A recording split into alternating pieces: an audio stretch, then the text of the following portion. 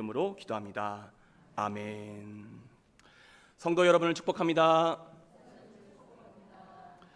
유명한 뮤지컬 중에 지킬 앤 하이드라는 작품이 있습니다. 혹시 보신 분 계십니까? 예, 아마 이 노래는 들어보셨을 거예요. 지금 이 순간. 예, 이게 이 뮤지컬에서 나오는 노래입니다. 원래는 소설로 먼저 나온 작품인데 나중에 뮤지컬로 만들어진 것입니다. 내용을 간략하게 살펴보면 이렇습니다. 영국의 지킬 박사라는 사람이 있었는데 그는 우리 사람의 본성 가운데에 선과 악이 동시에 존재한다라는 생각을 가지고 있었습니다. 그래서 이를 증명하기 위해서 실험을 통해서 이 두 자아를 분리하는 약을 만들어내는데 이 약을 복용하면 어떻게 되냐? 이제 자기 안에 있는 악한 자아인 하이드가 뛰쳐나옵니다. 그래서 이름이 원래 지킬인데 그래서 선한 자아와 악한 자아에서 지킬 앤 하이드 이렇게 부르는 거예요. 그런데 처음에는 이게 통제가 됩니다. 하지만 가면 갈수록 약은 물론이거니와 악한 자아까지 통제하지를 못하게 됩니다. 그래서 결국 이런 상황에서 벗어나기 위해 스스로 목숨을 끊는 매우 비극적인 이야기입니다. 사실 그렇게 좋은 내용의 뮤지컬은 아닙니다. 그 지금 이 순간 노래 되게 좋죠. 근데 이게 그 약을 갖다가 개발하기 직전에 결단할 때 부르는 노래예요. 그러니까 거기서 신이 허락하소서 나오는데 절대 기독교적인 뮤지컬은 아니니까 여러분 보실 수는 있겠지만 잘 분별하시기를 바랍니다. 그런데 제가 왜 이런 이야기를 드리냐면 우리 사람의 실제가 딱 이 지킬 박사와 같기 때문입니다. 흔히 이중인격자라고 하죠. 특정 사람만 그런 게 아니라 우리 사람의 내면에서는 오늘도 치열한 영적 전쟁이 벌어지고 있습니다. 한번 우리 주변에서 일어나는 일들을 가만히 살펴보십시오. 그렇게 평범해 보이던 사람이 어느 날 돌변하여 끔찍한 범죄를 저지릅니다.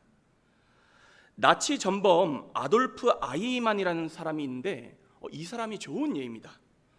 그는 수백만 명의 유대인 학살에 깊게 관여한 인물이었지만 막상 재판 과정에서 그의 일상을 들여다보니까 지극히 평범하고 가정적인 아버지였다는 것입니다. 앞에 있는 이신희 목사는 어떻겠습니까? 어떻게 제가 여러분 보시기에 선해 보이십니까? 대답을 못하시네. 이게 제가 잘못 써놨나? 농담이고요. 물론 상대적으로 죄를 덜 지었을 수는 있겠죠. 그런데 이신이라는 평범한 사람 안에도 이 악의 양면성이 도사리고 있고 어떤 조건이 맞아 들어가면 저도 충분히 더 큰 악을 저지를 수 있는 큰 위험성을 지닌 존재라는 것입니다. 이 자리에 계신 성도님들이시라고 다르실까요? 아닙니다. 모든 사람 안에는요 하나님을 대적하고 죄악을 저지르고 생명을 앗아갈 수 있는 무시무시한 죄성이 자리 잡고 있습니다. 그게 실제로 발현이 되었느냐 발현되지 않았느냐 그 차이일 뿐이라는 것입니다. 마치 이렇게 비유해 볼 수 있습니다. 먼저 폭탄을 가지고 있었는데 아직 터지지 않은 사람이 있습니다. 첫 번째예요. 두 번째로는 가지고 있던 폭탄이 폭발해서 많은 사람을 죽게 한 사람이 있습니다. 세 번째로는 폭탄이 폭발하기는 했는데 주변에 사람이 별로 없어서 본인만 죽은 사람이 있습니다. 그렇다면 질문 드리겠습니다. 이 세 사람 중에 테러리스트가 아닌 사람은 누구입니까, 여러분? 어떻게 질문의 의도가 좀 이해가 되셨습니까? 다 똑같죠. 무슨 말씀을 드리고 싶냐? 우리 사람은 누구든지 간에 죄를 지을 수밖에 없는 성질, 죄성, 다시 말해서 원죄를 가지고 태어나는데 이 죄가 실제적인 죄로 발현되었느냐의 차이일 뿐이지 모두 다 어마어마한 위험성을 지니고 있다는 것입니다. 그러니 하나님 입장에서는 어떻게 하셔야겠습니까? 격리시키셔야죠. 심판하셔야죠. 그렇기 때문에 범죄한 인간을 하나님께서 범죄하였던 천사와 함께 지옥의 심판을 내리시는 것입니다. 아니 여러분, 암세포를 갖다가 치료하시려고 하겠습니까? 암세포는 어떻게 해야 돼요? 제거해야죠. 그냥 암세포 착하다 나아라 이럴 수 있겠습니까? 여러분 제거해야 되죠. 죄라는 것, 죄성을 가진 존재가 바로 그러하다라는 것입니다. 그렇게 사도 바울은 우리 인간의 이 비참한 상태에 대해서 14절에서 이렇게 고백을 합니다. 우리 함께 14절 말씀 다시 한 번 더 읽어보도록 하겠습니다. 시작.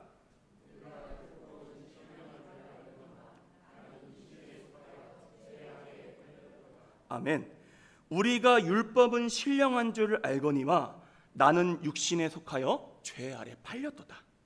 우리가 어떤 상태라고요? 죄 아래 팔려서 육신의 정욕대로 살아가는 죄의 종이 되었다는 것입니다. 물론 말씀대로 율법은 신령한 것입니다. 하지만 이 신령한 율법이 우리의 그 죄의 종살이를 끊어줄 수 있습니까? 없습니까? 없다라는 거예요. 우리의 지금 현재 이 상태는 깨닫게 할지는 모를지라도 우리를 구원에 이르게 하지도 못하고 오히려 우리를 정죄하고 심판한다라는 것입니다. 지금 이 말씀이 이 내용을 우리 가운데 전하고 있는 거예요. 또 15절에서는 이렇게 말씀하십니다. 우리 15절 말씀 다시 한번 읽어보겠습니다. 시작. 내가 알지 못하노니 곧 내가 원하는 것은 행하지 아니하고 도리어 미워하는 것을 행함이라. 아멘. 아직도 생각나는 어린 시절 기억 한 가지가 있습니다. 유치원 꼬맹이 시절 동네 친구 집에 놀러 갔었는데 막대기 틀에 꼽아 직접 얼려 만드는 아이스크림을 저희에게 내주는 게 아니겠습니까? 지금이야 다이소 같은 데 가면 그거 쉽게 팔지만 저 어릴 때만 하더라도 그거 구하기 어려웠었습니다.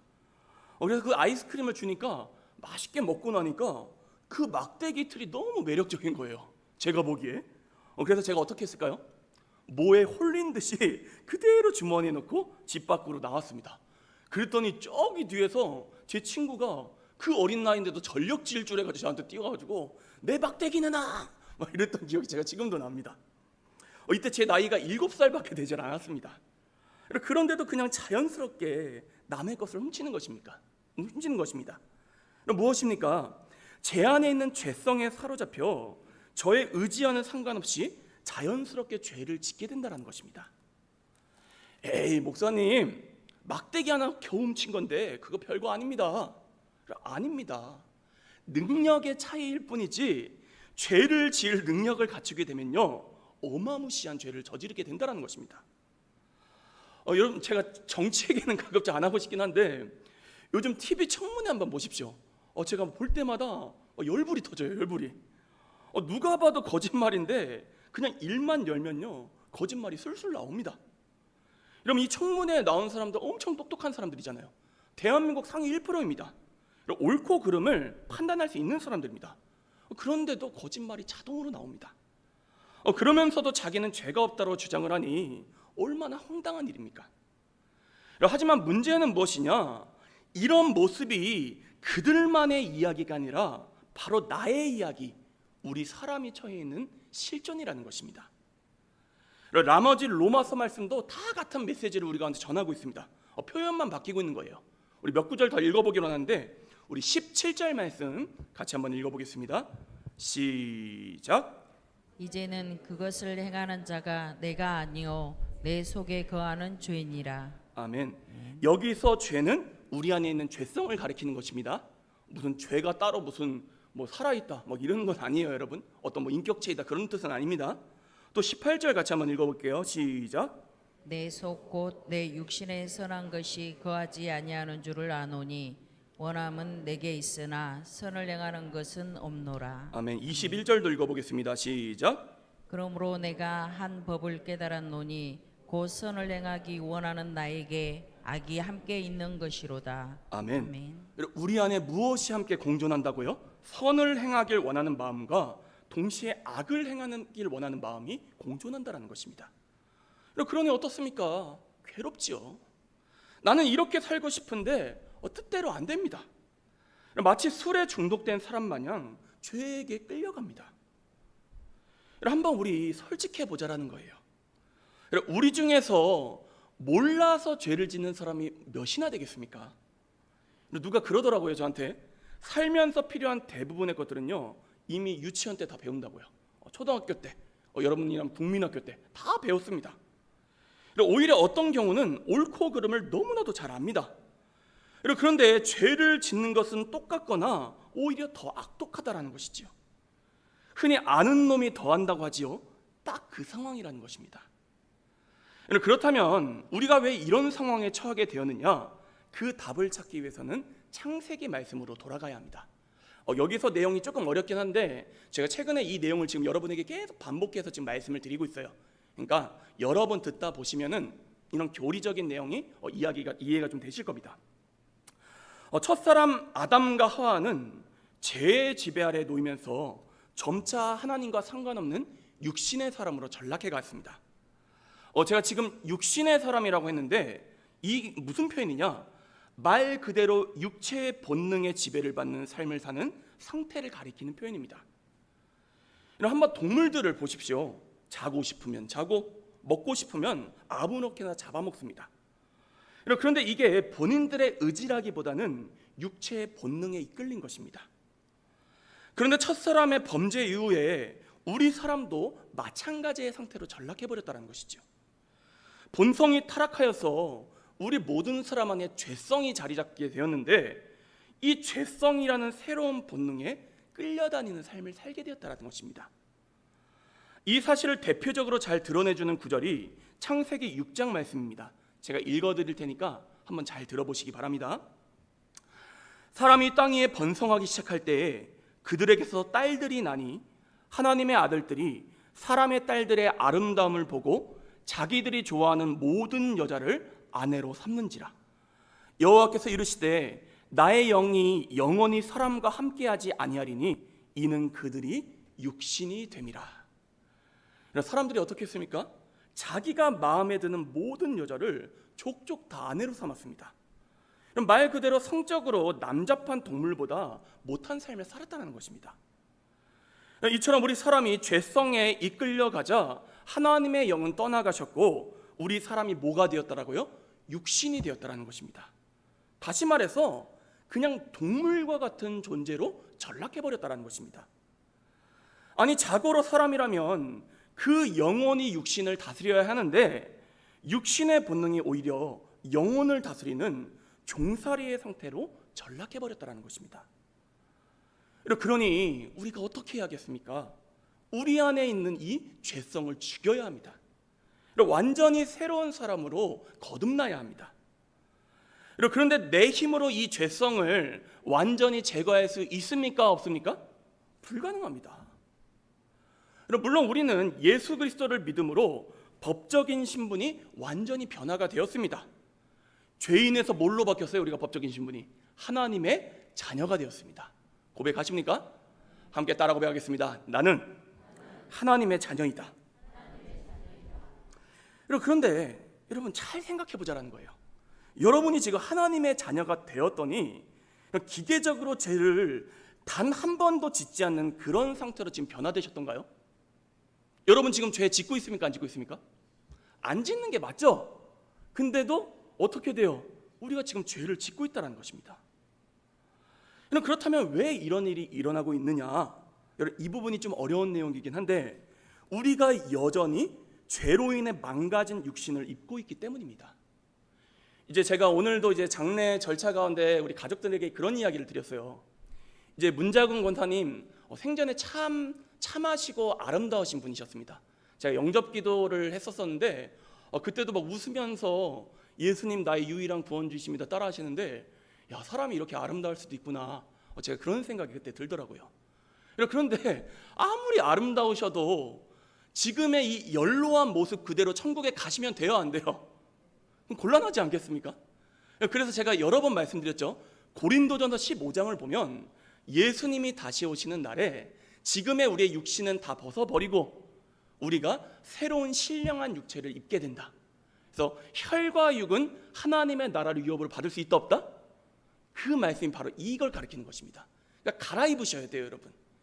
그러니까 저는 우리 성도님들께 제가 권면드리는 게 물론 이제 저도 외모를 아예 신경을 안 쓰는 건 아니지만 근데 저처럼 이렇게 신경 안 쓰는 사람도 드물게 합니다. 그런데 너무 외모에 집착하지 마십시오. 왜냐하면 결국 이 육신은 어떻게 돼요? 흙으로 돌아갈 것들입니다. 예, 무슨 말씀 드린지 이해가 되셨죠? 그래서 이 육신, 우리가 지고 있는 육신이 죄로 인해서 타락해가지고 지금 망가진 상태라는 거예요. 물론 이 가운데도 하나님의 어떤 창조의 흔적들을 발견할 수 있지만 온전하지 못한 육체라는 거예요. 그래서 우리가 배고픔도 느끼고 성적인 충동이 일어나기도 합니다. 아무래도 그러다 보니까 죄의 유혹을 받기가 더 쉬운 상태라는 것이지요. 여러분, 우리가 이걸 꼭 기억하시고 여러분 우리가 이 육신을 갖다가 언제 우리가 벗어버리게 된다고요? 우리가 죽을 때. 그리고 나서 우리가 새로운 육체는 언제 입는다고요? 예수님 다시 오시는 때에 입게 된다는 것을 꼭 기억하시기를 바랍니다. 근데 제가 이런 이야기를 들으면은 누군가는 또 이렇게 이야기합니다. 그래? 그러면 지금 육신 빨리 벗어버리는 게 나은 거 아니야? 얼른 죽어서 천국 가면 좋은 거니 스스로 육신을 벗어버리자, 뭐 이렇게 이야기합니다. 실제로 어떤 사이비 종교에서는 이런 식으로 몰아가서 신도들로 하여금 스스로 목숨을 끊게 했던 사례도 있습니다. 그런데 이게 맞겠습니까? 당연히 틀리죠. 왜냐하면 우리 그리스도인들은요, 예수님을 나의 유일한 주님으로 고백한 사람들입니다. 함께 따라 고백하겠습니다. 예수님은 나의 유일한 주님이십니다. 그렇다면 지금 아무리 연약하고 부족한 육신이라 할지라도 이 육신조차 주인은 누구신 거예요? 예수님이십니다, 여러분. 그러니까 이 육신이라 할지라도 우리가 마음대로 하면 돼요, 안 돼요? 안 된다는 것입니다. 따라서 우리가 스스로 결정지을 것이 아니라 주님께서 친히 갈아입혀 주실 때까지 기다릴 수 있어야 한다는 것입니다. 만약 그렇지 않으면 죄가 된다는 것이죠. 따라서 법적인 신분은 죄인에서 하나님의 자녀로 바뀌었을지라도 우리의 남은 육신 또한 거듭나기 전까지는요, 조심하고 또 조심하며 살아가야 한다는 것입니다. 왜냐하면 우리의 구원이 이미 시작되었지만 아직 완성되지는 않았기 때문입니다. 함께 따라해볼까요? 우리의 구원은 시작되었지만 완성되진 않았다. 언제 완성된다고요? 예수님 다시 오시는 날에. 아멘이십니까? 그러니까 조금이라도 방심하면 안 됩니다. 왜냐하면 법적인 신분만 바뀌었지 우리가 아직 온전한 구원을 다 체험하지 못했습니다. 그러니까 또 조심하며 살아가야 된다는 거예요. 그래서 오늘 본문 24절에서 사도 바울이 이렇게 탄식하고 있습니다. 우리 24절 말씀 다시 한번 더 읽어보도록 하겠습니다. 시작. 오호라, 나는 공고한 사람이로다. 이 사망의 몸에서 누가 나를 건져내랴. 누가 나를 건져내실 수 있습니까? 예수 그리스도. 여러분, 그런 점에서 현재 우리가 가장 경계해야 되는 것은 무엇이냐? 스스로 섰다고 착각하는 교만을 가장 경계해야 된다는 것입니다. 그리스도인의 최대의 적은요, 여러분, 교만입니다. 교만. 이신희 목사도 목회 말아먹고 싶으면 뭐 하면 돼요? 교만해지면 됩니다. 그러면요, 사단이 순식간에 이신희를 무너뜨려요. 뭐 저만의 이야기가 아니라 여러분도 다 마찬가지입니다. 예전에도 제가 한번 말씀드린 적이 있었는데 선배 목사님 가운데 큰 교회에서 대단한 목회를 하셨던 분이 있습니다.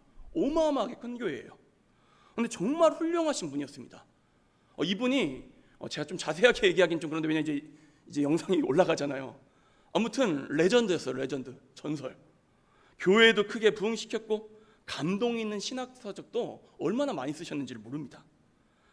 그런데 하루는 이분께서 후배들을 본인 교회에 초청하셔서 식사를 대접해 주시는데 뭔가 이분의 모습이 상당히 위험해 보이는 겁니다. 말끝마다 주님께 영광을 돌리는 게 아니라 자기의 대단함을 자랑하고 또 마치 이 목회가 스스로 이룬 것처럼 자랑을 하십니다. 아니나 다를까 얼마 안 있다가 여성 사역자 불륜을 저지르고 그간 쌓았던 모든 목회 여정을 한순간에 망치게 되셨습니다. 이런 달리기 경주를 하다 보면 그런 순간들 있지 않습니까? 이제 결승선에 거의 다 왔어요. 그래서 이겼다 하면서 만세하면서 들어갔는데 그 찰나에 뒤에 있던 사람이 치고 나가는 거예요. 그래서 역전되는 거 한번 경기에서 보신 적 있죠? 이걸 우리가 조심해야 된다는 것입니다. 우리의 구원이 완성되기 전까지는 여전히 우리 안에 지킬 앤 하이드 같은 죄성이 살아있기 때문에 절대로 방심하지 말고 또 조심하고 또 조심해야 된다는 것입니다. 이런 목사도 상관없습니다. 이런 목회 경력이 40년, 50년 되어도 전혀 상관없습니다. 이제 제가 스승님으로 모시는 분이 이제 정우겸 목사님인 거 다 알고 계시죠? 정우겸 목사님이 이제 최근까지 늘 하셨던 말씀이 뭐냐면은 이제 떨어지는 낙엽도 조심해야 된다. 이게 무슨 뜻이냐면은 마지막 목회 은퇴할 때까지 하나님 앞에 죄 짓지 아니하시고 이 믿음의 경주를 완주하기 위해서 부단히 노력하고 계신다. 저에게 이런 고백을 몇 번 하시는데 제가 그 말씀을 듣는데 한숨이 훅 나오더라고요. 야, 나는 언제 저 경주를 다 걸어갈까? 이제 시작했는데. 예. 여러분, 사도 바울도 똑같은 고백을 합니다. 그럼 빌립보서 3장 말씀에서 이렇게 고백하는데 제가 읽어드리겠습니다.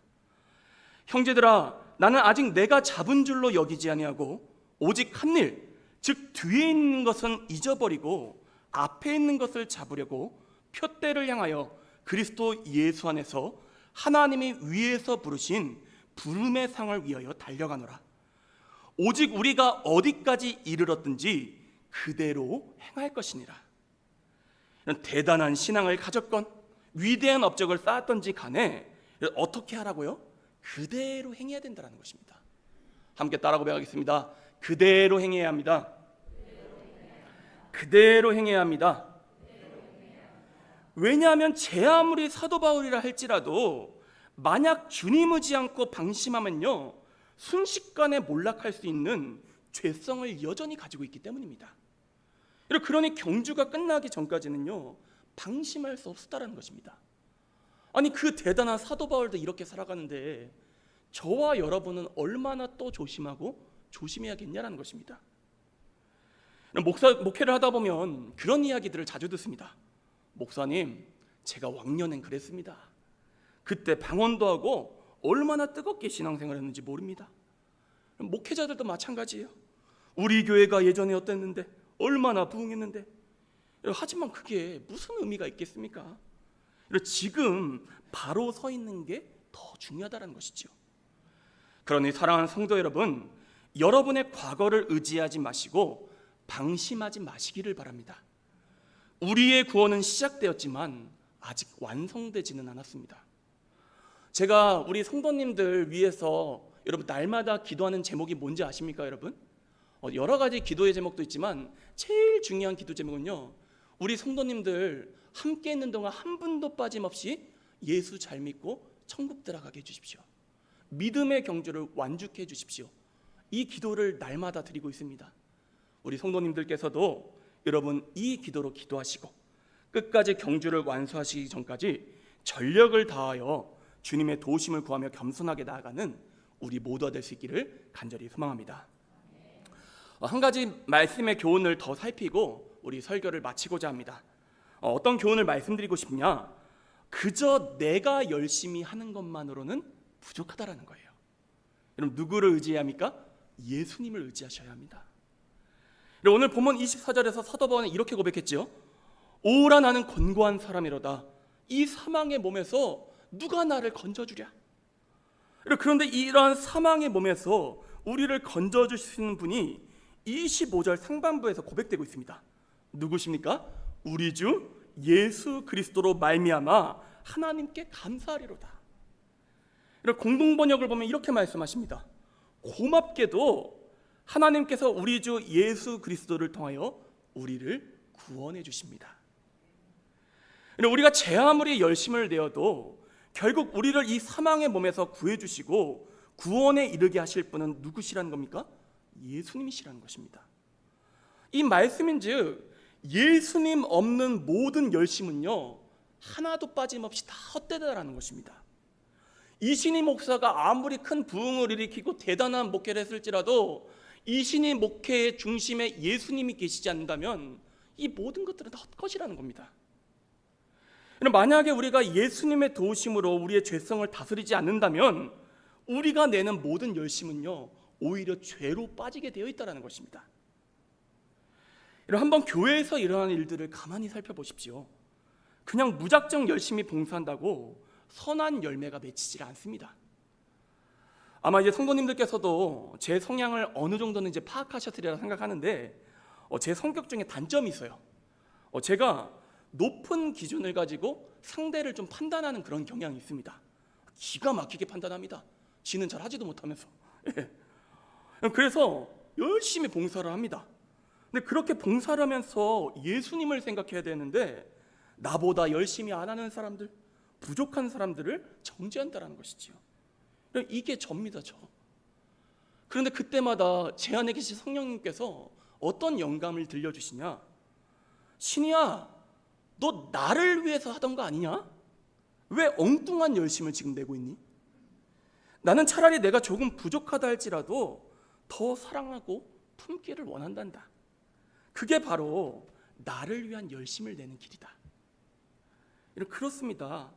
열심을 내더라도요, 예수님을 위한 열심을 내야 합니다. 내 열심으로 하는 게 아니라요, 예수님께서 부어주시는 마음으로 열심을 내야 된다는 것입니다. 이처럼 예수님의 다스리심과 도우심을 벗어난 열심은요, 오히려 우리를 죄 가운데 몰아간다는 것이죠. 그러므로 저는 이 시간 성도님들께 질문 드리길 원합니다.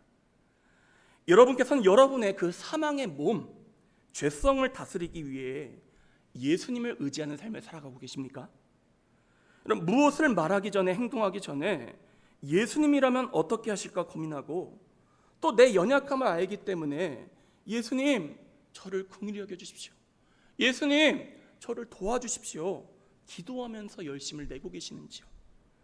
이런 바라기는 오늘 말씀 앞에서 지금 나의 모습은 어떠한가?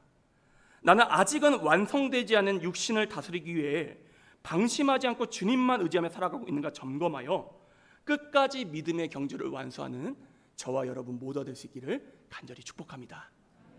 우리 옆에 있는 분들에게 이렇게 고백하겠습니다. 방심하지 맙시다. 앞뒤로 다시 한번 인사 나누겠습니다. 방심하지 맙시다. 이 시간 저를 따라 다시 한번 고백합니다. 이신희 목사님, 방심하지 마세요. 그렇게 기도해 주시기를 바랍니다. 예, 아멘 소리 너무 큰데 이거요. 우리 함께 기도하도록 하겠습니다.